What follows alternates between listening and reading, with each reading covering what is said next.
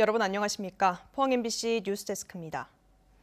오늘 오후 포항에 있는 포스텍 생명과학관 건물에서 불이 났습니다. 다행히 인명피해는 없었지만 건물 안에 방사성 물질과 화학 물질이 많아 진화에 어려움을 겪었습니다. 박성아 기자가 보도합니다. 3층 건물에서 시커먼 연기가 치솟습니다. 굴절차에 탄 소방대원들이 연기가 뿜어져 나오는 창문에 다가갑니다. 오늘 낮 12시 17분쯤 포스텍 생명과학관 2층에서 시작된 불은 순식간에 위층으로 번졌습니다. 굉장히 시커먼 연기가 많이 나왔고 그 옆에 있으니까 너무 독해가지고 옆에 있을 수가 없더라고요. 건물 외벽이 샌드위치 패널로 이루어져 있어 소방당국은 진화에 어려움을 겪었습니다. 소방당국은 불이 난 지 20분 만에 소방서 전인원과 장비를 동원하는 대응 1단계를 발령했습니다.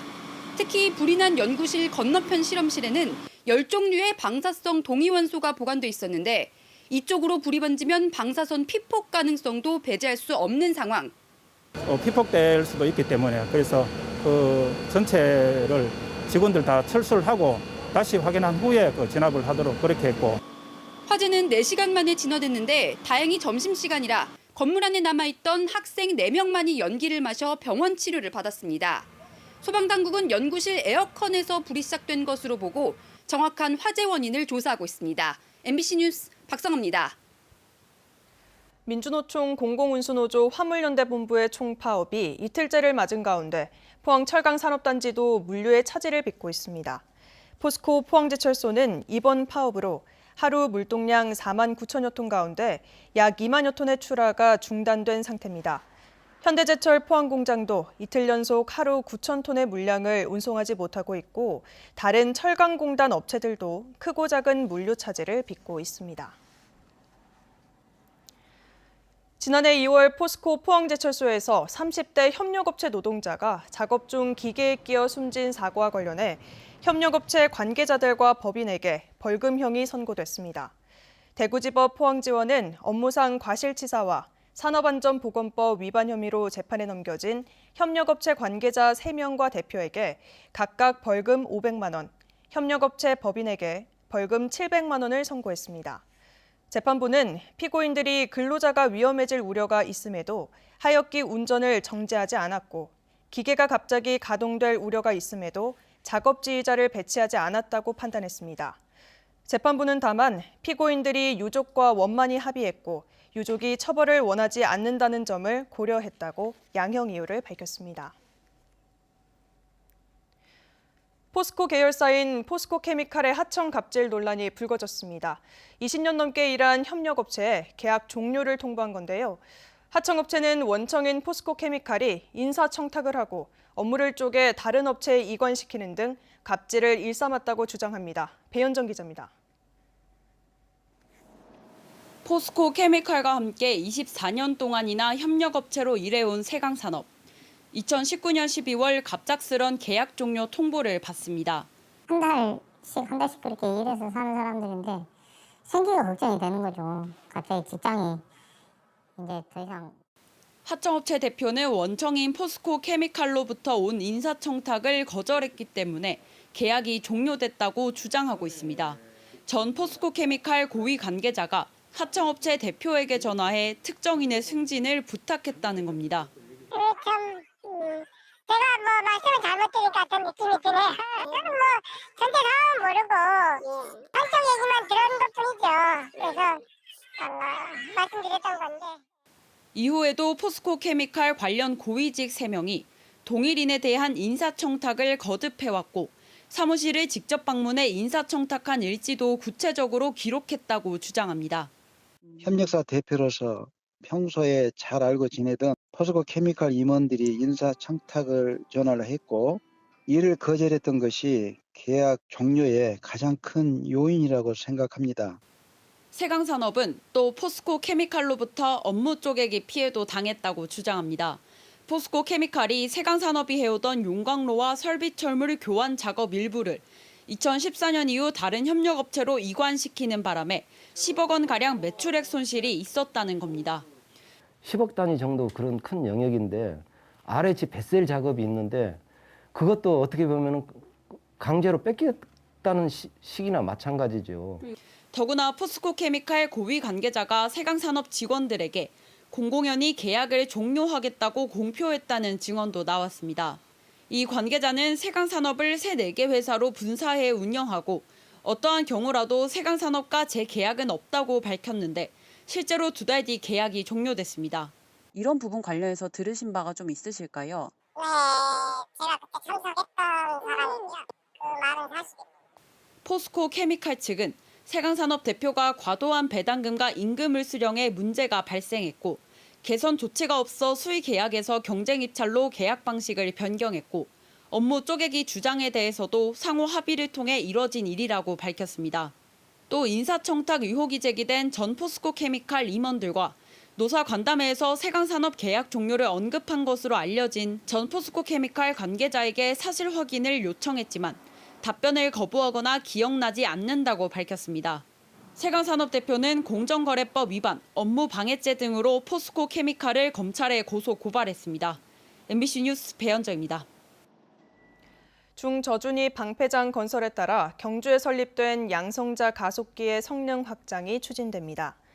한국원자력연구원은 최근 가속기 성능 확장을 위한 기준수립위원회를 개최한 데 이어 앞으로 방향수립위원회를 순차적으로 열어 성능 확장안을 도출하고 공청회를 열어 올해 안으로 사업 예비타당성 조사를 신청할 계획이라고 밝혔습니다. 100메가전자볼트급인 경주 양성자 가속기는 500에서 3000 메브급인 해외 과학 선진국보다 사양이 낮고 중성자 이용시설이 없어 고에너지 양성자빔, 중성자빔이 필요한 반도체, 우주, 국방, 6세대 이동통신 등 첨단 과학 기술 분야에 활용하지 못하고 있습니다. 경상북도는 경주시와 영천, 경산시에 있는 자동차 부품 산업을 혁신해 미래차 부품 산업벨트를 만들기로 하고 경주 화백 컨벤션 센터에서 경북 상생형 일자리 프로젝트 발대식을 가졌습니다. 기업과 고용노동부 등 노사 민정이 상생 협약을 체결해 근로조건, 노사관계 안정, 생산성 향상, 원화청 개선 등을 함께 추진하고 신규 일자리도 만들도록 할 방침입니다. 지자체는 기업 투자 지원과 애로사항 해결, 근로자 복지 등 정주 환경 개선에 나섭니다. 한편 경북도 내 자동차 부품 관련 업체는 1,414개로 내연기관 중심의 중견, 중소기업이 대부분을 차지해 미래차 산업으로 전환이 필요한 시점입니다. 산림청은 지난 3월 경북 울진, 강원 삼척 등 대형 산불로 송이 채취지를 잃은 임업인을 위해 40억 원을 확보해 지원합니다. 산림청은 피해 임업인들이 송이를 대체해 표고버섯 등 대체 임산물을 생산할 수 있도록 가구당 2천만 원을 지원할 예정입니다. 한편 울진 삼척은 전국 송이 생산량의 17%를 차지하는 주산지로 전체 1,700여 곳 가운데 41.5%인 706곳의 임가가 피해를 입었습니다. 폐양어장 길고양이 학대 사건을 연속 보도한 포항문화방송 박주원 영상기자가 한국영상기자협회가 주관하는 제104회 이달의 영상기자상을 수상했습니다. 수상작은 동물학대 현장에 대한 끈질긴 추적 취재를 통해 용의자 검거에 큰 역할을 했고 무분별한 동물학대 문제에 대한 큰 사회적 반향을 불러일으키며 동물학대범에 대한 처벌 강화 등 관련 제도 개선의 필요성도 제기했습니다. 경북 동해안은 오늘도 서늘한 날씨가 이어졌습니다. 내일은 낮 기온이 조금 오르겠지만 여전히 예년 수준을 밑돌겠습니다. 조주경 기상캐스터입니다. 날이 흐렸다가 파란 하늘이 드러났다가 날씨 변덕이 심한 요즘입니다. 오늘도 서늘한 날씨가 이어졌는데요. 포항의 한낮 기온은 18.9도에 머물렀습니다. 내일은 오늘보다 기온이 조금 오르겠지만 여전히 예년 수준을 밑돌겠습니다. 경북 동해안 대부분 지역에서 20도를 조금 웃돌겠습니다. 오늘 곳곳으로 낮은 구름대가 동풍을 타고 유입되면서 빗방울이 떨어진 곳이 있었는데요. 내일도 울진 지역을 중심으로는 비가 내릴 가능성이 있겠습니다. 이어서 자세한 내일 기온 보겠습니다. 내일 아침 기온은 11도에서 14도 분포로 오늘보다 1도에서 3도가량 낮게 출발하겠고요. 한낮 기온은 울진이 21도, 포항과 영덕 22도, 경주 25도까지 오르면서 낮 기온은 오늘보다 3도에서 4도가량 오르겠습니다. 울릉도와 독도에 내려져 있던 강풍특보는 해제됐습니다. 아침 기온 울릉도 14도, 독도 16도로 출발하겠고요. 한낮 기온 울릉도와 독도 19도까지 오르겠습니다. 동해 전해상에 내려져 있던 풍랑특보는 해제됐지만 내일까지는 너울성 파도에 각별한 주의가 필요하겠습니다. 바다의 물결은 전해상에서 최고 2m까지 일겠습니다. 경북 동해안은 계속해서 선선한 동풍의 영향으로 다음 주 초반까지 계속해서 서늘한 날씨가 이어지겠습니다. 날씨였습니다. 경상북도는 울진 산불 피해 극복과 지역 재생을 위한 과제를 도출해 1조 5천억 원대의 국비를 적극 확보할 계획입니다. 경상북도는 산불 대응과 산림 복원을 위해 동해안 산불방지센터, 산불박물관, 동해안 산림과학연구소, 산지생태원을 국가 국립기관으로 유치하겠다고 밝혔습니다. 또 산림문화와 산촌 경제 활성화를 위해 낙동정맥 산림 레포츠 지구, 스마트 산림 원예단지 조성, 울진 금강송, 육선 권역 지정 등의 과제를 추진합니다. 울릉군이 지역 우수 농수 특산물을 판매하는 온라인 쇼핑몰 울릉몰의 운영을 시작했습니다.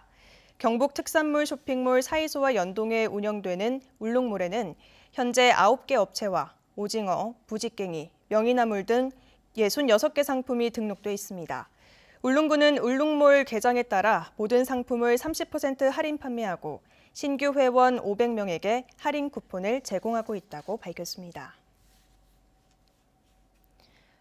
경상북도는 여름철 폭염 상황실을 이달부터 3개월간 운영합니다. 폭염 상황실은 24시간 온열질환 응급처치 상담, 무더위 쉼터 현황 안내와 함께 구급차, 항공대를 포함해 폭염 구급대도 운영합니다. 최근 10년간 6, 7, 8월 여름철 평균 기온은 24.3도로 0.6도 올랐고 올 여름도 6, 7월 평균 기온이 예년보다 높을 것으로 예상됩니다.